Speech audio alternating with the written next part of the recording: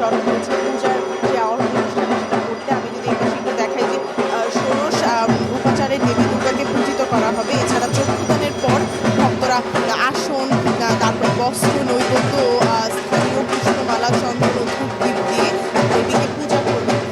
আজকে থেকে কিন্তু তাদের সকল আয়োজন এবং প্রতিমায় যে দেবীর প্রাণ স্থাপন সবকিছু কিন্তু আজকের দিন থেকেই শুরু হয়ে যাবে। এরই মধ্যে নবপত্রিকার প্রবেশ ও সপ্তমী বিহিত পূজাও সম্পন্ন হবে। এই মুহূর্তে সপ্তমীর যে বিহিত পূজা সেটার আয়োজনের জন্যই কিন্তু এখানে ভক্তরা এক হয়েছেন এবং দেবী দুর্গাকে আসলে বরণ করে নিতে তিনি মর্তে এসেছেন। আর 3 দিন থাকবেন, আরও 3-4 দিন আমাদের সাথে থাকবেন এবং মর্তে এসেই কিন্তু তিনি এই মুহূর্তে যে পূজার যে আয়োজন ঢাকঢোলের মধ্য দিয়ে সেটা কিন্তু পূরণ করা হচ্ছে এবং উদ্বোধনের মধ্য দিয়ে এর আগে মহাষষ্ঠীতে কিন্তু বোধন করা হয়েছিল। আমি যদি এই পাশে একটু দেখাই যে শারদীয় দুর্গোৎসবের সপ্তমী আজ এবং এদিন সকালে কিন্তু মণ্ডপে মণ্ডপে এই মুহূর্তে ভিড় এবং এই মুহূর্তে ঢাকেশ্বরী মন্দিরেও কিন্তু চলছে পূজার যে আয়োজন সেইটা এবং তার পাশাপাশি কিন্তু এরপরে অষ্টমীর পর নবমীর পর বিজয়া দশমী মা দেবী মা চলে যাবে তার কৈলাসে। আর বিহিত পূজার যেই যা কিছু আছে সপ্তমীর যে বিধিগুলো শুরু হয়ে গেছে। সকাল 9টা থেকে শুরু হয়ে 9টা 57-তে কিন্তু এই পুজোর যে আয়োজন সেটা শেষ হয়ে যাবে। এরপরে পুষ্পাঞ্জলি দেওয়া হবে। এই ছিল আমার হাতে পাওয়া সর্বশেষ ঢাকেশ্বরী। প্রভা, আপনাকে অসংখ্য ধন্যবাদ। ধন্যবাদ আপনাকে। আপনি জানেন যে যেমনটি ঢাকা থেকে প্রমা চৌধুরী জানাচ্ছিলেন যে আজকে মহাসপ্তমীর মধ্য দিয়ে অর্থাৎ বিহিত পূজার যে প্রস্তুতি সেই প্রস্তুতি কিন্তু চলছে এবং এই বিহিত পূজার পরেই কিন্তু দেবী দুর্গা নবপত্রিকায় প্রবেশ করবেন। আজকের এই সপ্তমী মূলত দেবী দুর্গার যে তার প্রতি যে পূজা সেটি মূলত আজকেরই আয়োজনটা সবচেয়ে বড় আয়োজন। এরপরে কালকে হচ্ছে যে অষ্টমী, মহা অষ্টমীতে যেমন কুমারী পুজো হবে এবং আজকে পূজারীরা মূলত এখানে আসবেন এবং দেবী দুর্গার প্রতি অঞ্জলি দেবেন এবং একই সঙ্গে এই মুহূর্তে আমরা দেখছি যে এই মন্দিরে যে পুরোহিত তিনি বিহিত পূজার যে নানা উপাচার সেটা নিয়ে কিন্তু বসেছেন। এখন এই বিহিত পূজা অনুষ্ঠিত হবে। বিহিত পূজার মধ্য দিয়ে মূলত দেবী দুর্গাকে বরণ করে নেয়ার বা দেবী দুর্গার যে জাগ্রত হওয়ার মূল পর্বটি আজকের এর মধ্য দিয়ে শুরু হয় এবং এই মহাসপ্তমীতে মূলত সারা দিনব্যাপী যে আয়োজন চলবে, পূজারীরা আসবেন, ভক্তরা আসবেন, তারা এখান থেকে অঞ্জলি নেবেন এবং সন্ধ্যায় মূলত যে বর্ণাঢ্য আয়োজন সেই আয়োজনটি চলবে বিভিন্ন মণ্ডপ মন্দিরে। এবং আরেকটা তথ্য আপনাকে জানিয়ে রাখি যে বরিশাল মহানগরে দুর্গাপূজার 47টি মন্দিরে কিন্তু এই আয়োজন আড়ম্বরপূর্ণ পরিবেশে কিন্তু অনুষ্ঠিত হচ্ছে এবং বরিশাল জেলায় 640টি মন্দিরে কিন্তু এই পূজা অনুষ্ঠিত হচ্ছে এবং পূজাকে নির্বিঘ্ন করতে, কোথাও যাতে অপ্রীতিকর ঘটনা না ঘটে সেজন্য নিরাপত্তা কর্মীরা কিন্তু সর্বাত্মক সজাগ রয়েছেন এবং তারা বলেছেন যাতে এই পূজাটি শান্তিপূর্ণ পরিবেশে অনুষ্ঠিত হতে পারে তার সব ব্যবস্থা তারা করেছেন। অন্যদিকে ভক্তরা বলছেন, পূজারীরা বলছেন যে দেবী দুর্গা 1 বছর পর আবার মর্তে এসেছেন। তিনি এই পৃথিবীতে যে অশান্তি বা যে হানাহানি, হিংসা, দেশ সেগুলো দূর করে শান্তি দিয়ে, শান্তির বাতায়ন বা শান্তির পরশ দিয়ে যাবেন, যার মধ্য দিয়ে আগামী 1টি বছর মূলত সবাই এই পৃথিবীতে শান্তিতে সব বসবাস করবেন এমনটাই তারা প্রত্যাশা করছেন। এবং যে আপনি জানেন যে এবার দুর্গা আসছেন গজে এবং যাবেন দোলায়, অর্থাৎ আগামী অষ্টমী, নবমী এবং দশমীর পরে যে বিজয়া দশমীর মধ্য দিয়ে দেবী দুর্গা আবার কিন্তু মর্ত থেকে কৈলাসে বাপের বাড়ি থেকে কৈলাসে ফিরে যাবেন। তো সেই জন্য ভক্তদের যেমন নানা আয়োজন রয়েছেন এবং একই সঙ্গে এই আয়োজন নির্বিঘ্ন করতে, আমি যেটা আগেও বলেছি যে এই আয়োজন শান্তিপূর্ণ করতে সব ধরনের প্রস্তুতি নেওয়া হয়েছে এবং একই সঙ্গে সব মন্দির বা পূজা মন্দিরগুলোতে কিন্তু সিসি ক্যামেরার আওতায় আনা হয়েছে। এই ছিল বরিশাল থেকে আমার কাছে সপ্তমী পূজার সব আয়োজন সম্পর্কে সবশেষ তথ্য। একই তথ্য জানতে যাব চট্টগ্রামে। সেখানে আছেন আমাদের সহকর্মী নয়ন বড়ুয়া। জয়, সপ্তমী পূজায় চট্টগ্রামে কি কি আয়োজন আছে, এখন কি বিহিত পূজা হয়েছে কিনা বা কি চলছে জানাবেন।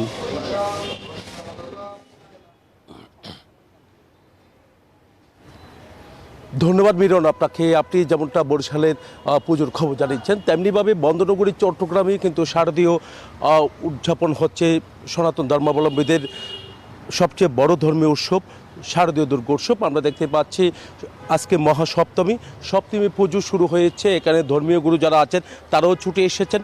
তো দেখতে পাচ্ছি সকাল থেকে কিন্তু মণ্ডপে মণ্ডপে কিন্তু পূজার্থীদের ভিড় বেড়েছে, যেহেতু আজকে আমরা দেখতে পাচ্ছি যে মহাসপ্তমী, যেহেতু মহাসপ্তমীর পুজো হবে সকাল থেকে, তার কারণে কিন্তু সবাই ছুটে এসেছেন। চট্টগ্রামে এবার প্রায় 2000-এর মতো মণ্ডপ রয়েছে চট্টগ্রাম জেলায়। তো এর মধ্যে চট্টগ্রাম শহরের মধ্যে 269টি মণ্ডপ রয়েছে।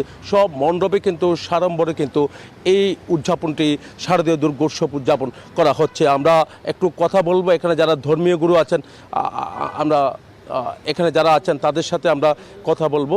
তো এখানে তাদের সাথে আমরা কথা বলেছি, যেহেতু আজকে মহাসপ্তমীর পুজো তার কারণে আমরা দেখতে পাচ্ছি এখানে আমরা একটু জানতে চাচ্ছি যে মহাসপ্তমীর পুজো শুরু হয়েছে, বিহিত পূজার মাধ্যমে কি পুজোটা শুরু হয়েছে? জি হ্যাঁ, আমাদের মাঙ্গলিক গৃহীত মানে আমাদের যে মাঙ্গলিক যে বিষয় যেগুলো আছে ওই বিষয়গুলোর মাধ্যমে আমাদের এই বৃহৎ পুজোতে সপ্তমী পুজোতে শুরু হয়েছে। অনেক ধন্যবাদ। আমরা আরও কয়েকজনের সাথে একটু কথা বলবো, এখানে যারা এসেছেন পূজাতে যারা আছেন তাদের সাথে।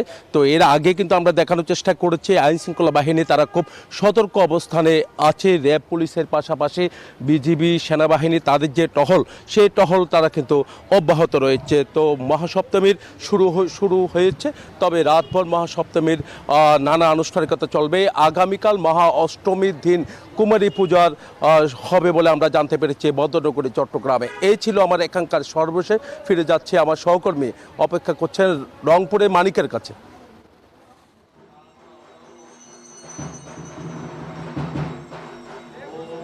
ধন্যবাদ জয়। আপনি জানেন যে আসলে চণ্ডীপাঠ বোধন এবং অধিবাসের মধ্য দিয়ে কিন্তু আসলে শারদীয় দুর্গোৎসবের যে দুর্গোৎসব শুরু হয়েছে।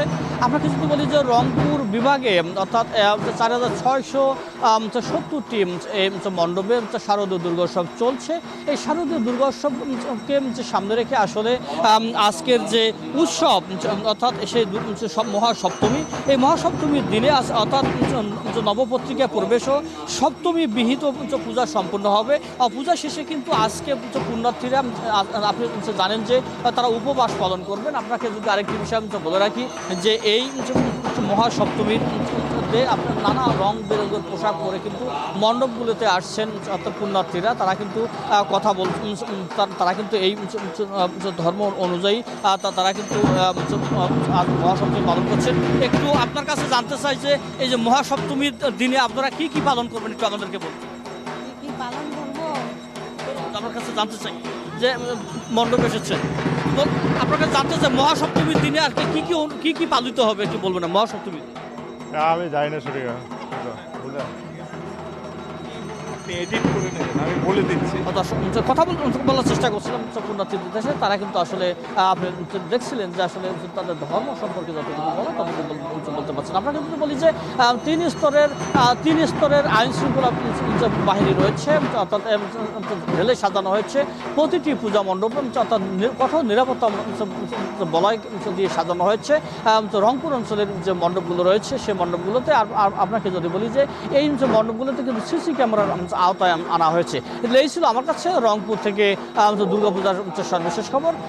একই খবর জানতে সহকর্মী মাসুদ রয়েছেন খুলনায়, তিনি বলবেন সেখানকার খবর। মাসুদ।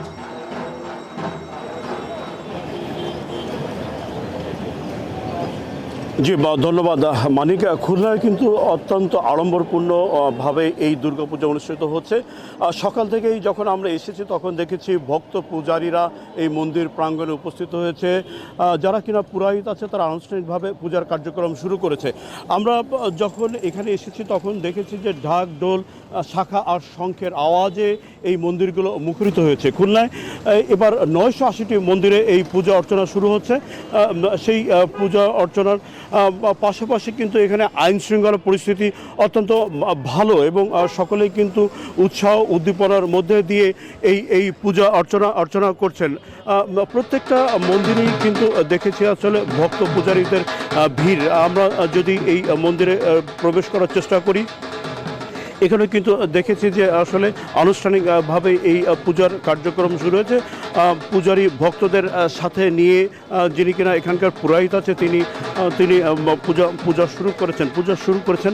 এখানে এই মন্দিরটা হচ্ছে শিববাড়ি মোড় মন্দির। এটা কিন্তু একটা ঐতিহ্যবাহী মন্দির, দীর্ঘ বছর ধরে আনুষ্ঠানিকভাবে এখানে পূজা হয়ে থাকে। সনাতনী যারা ধর্মাবলম্বী আছেন তারা এই পূজা আনুষ্ঠানিকভাবে শুরু করেছেন। আমরা যখন মন্দিরে এসেছি তখনই দেখেছি এই ঢাক, ঢোল, শঙ্খের যে আওয়াজ, এতে কিন্তু আসলে এই মন্দির প্রাঙ্গণ মুখরিত হয়ে আছে। বিভিন্ন আনুষ্ঠানিকতার মধ্যে দিয়ে আসলে পূজা চলছে এবং একটি হিন্দু যে শাস্ত্র, সেই শাস্ত্র অনুযায়ী এবার কিন্তু দেবী দুর্গা গজে করে এসেছেন। এর ফলে তারা মনে করছেন যে এই বসুন্ধরা যে পৃথিবীতে আসলে শস্য ভাণ্ডারে ভরে যাবে।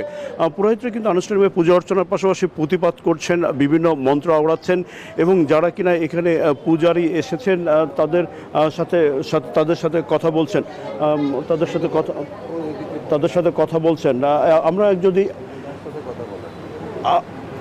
আমরা যখন এসেছি তখন দেখেছি আসলে পূজারীদের ভিড় দেখেছি, একই সাথে দেখেছি ভক্তদের ভিড়।